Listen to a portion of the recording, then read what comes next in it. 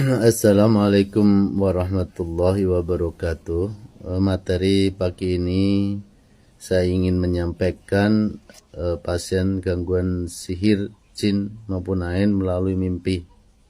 Karena ternyata masih ada salah satu ustadz atau ustazah tidak menyetujui atau dibilang kurang profesional bila seseorang peruqyah di dalam analisa pasien melalui mimpi, ya.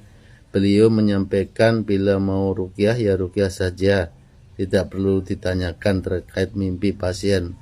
Katanya kurang profesional gitu, ya. Nah, untuk kali ini perlu saya jelaskan kenapa peruqyah di dalam menganalisa pasien gangguan jin, sihir maupun ain itu selalu menanyakan terkait mimpi pasien, ya. Pertama, seseorang yang mengalami gangguan jin atau sihir 80% pasti mengalami mimpi buruk, ya. Nah,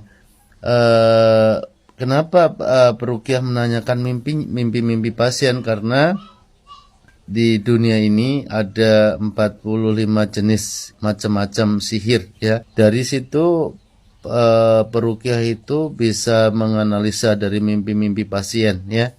Dari mimpi nanti peruqyah akan mengetahui sihir apa yang menimpa pasien. Nah, suatu contoh, bila seseorang selalu mimpi lihat air terbawa arus, tsunami, maka indikasi buhul sihir ada ditaruh di laut atau sungai atau di perairan, ya.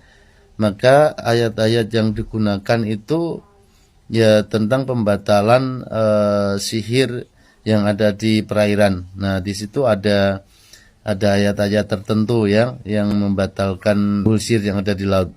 Ada juga pasien yang mimpi itu sering jatuh dari ketinggian. Nah, di situ indikasinya buhul itu ditaruh di ketinggian, ya. Entah ditaruh di pohon, entah ditaruh di ketinggian jurang. Nah, itu ayat-ayatnya pun beda di dalam pembatalannya, ya. Terus ada orang yang selalu mimpi di kuburan.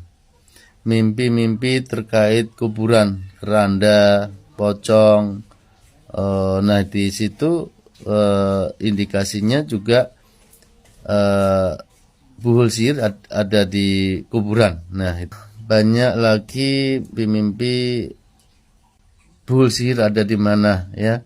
Kadang-kadang ada seseorang yang selalu mimpi dikasih bayi, ada mimpi juga pernikahan, ada juga mimpi dikasih makan, ada juga mimpi selalu digauli oleh seseorang yang bukan suaminya. Nah, di situ peruqyah akan bisa menganalisa sihir apa yang digunakan oleh dukun tersebut, gitu, ya. Makanya saya kemarin sempat ada peneguran, ya.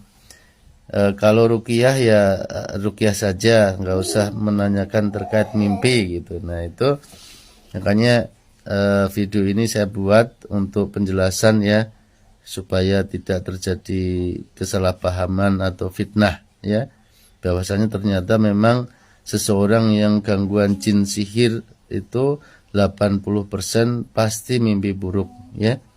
Nanti peruqyah akan bisa menganalisa terkait sihir apa yang menimpa pasien tersebut. Jadi ayat-ayatnya pun beda di dalam pembatalannya, ya.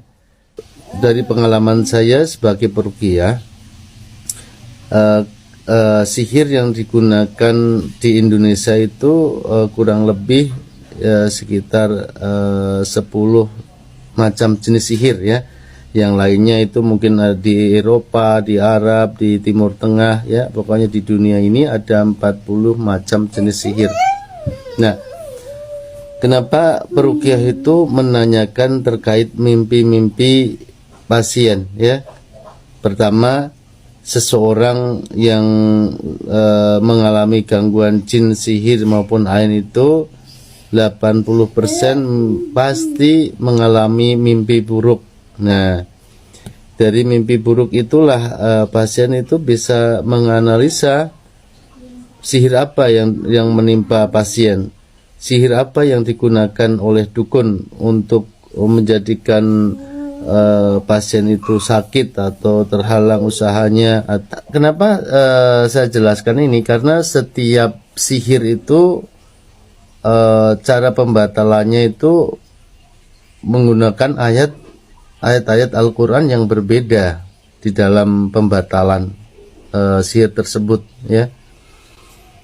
Jadi nanti melalui mimpi pasien itu peruqyah bisa menganalisa ini gangguan jin masuk sendiri atau ini sihir atau ain gitu, ya. Nah, dari mimpi tersebut maka pasien bisa menganalisa dan bisa bertindak, langkah apa yang digunakan, langkah apa ayat-ayat yang digunakan untuk pembatalan sihir tersebut, ya. Mengetahui peruqyah ayat apa yang digunakan gitu. Ada sihir yang menggunakan bekas-bekas yang digunakan pasien seperti pakaiannya, ratu yang dipakai pasien, ya. Ada sihir yang menggunakan bekas langkah, jejak langkahnya, ya. Jadi kalau umpamanya orang tersebut itu mengambil jejak langkah target yang mau disihir, itu bisa menggunakan jejak langkah itu target. Nah, ada juga sihir yang menggunakan boneka, macam-macam, ya. Setiap sihir itu pasti berbeda mimpi-mimpi pasien. Nah, makanya video ini dibuat supaya sekaligus para teman-teman peruqyah, ya, ternyata setiap sihir itu menggunakan ayat yang berbeda di dalam pembatalannya, ya. Mudah-mudahan bermanfaat, ya. Wassalamualaikum warahmatullahi wabarakatuh.